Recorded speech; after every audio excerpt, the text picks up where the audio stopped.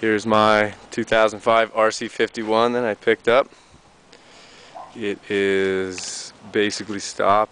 Aha, just kidding. No, it has Sato full exhaust racing and this red trim, which is beautiful.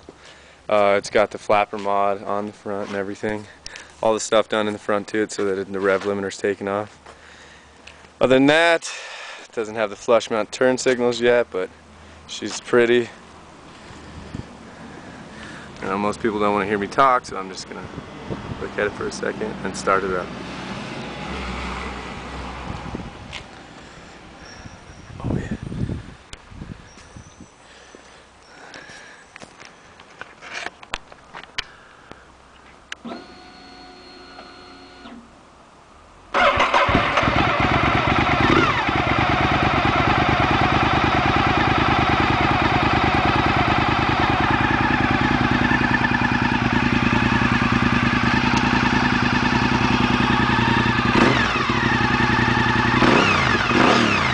Oh yeah, the V-twin.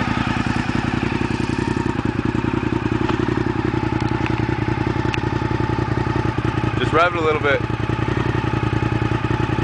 No one will see. Just go.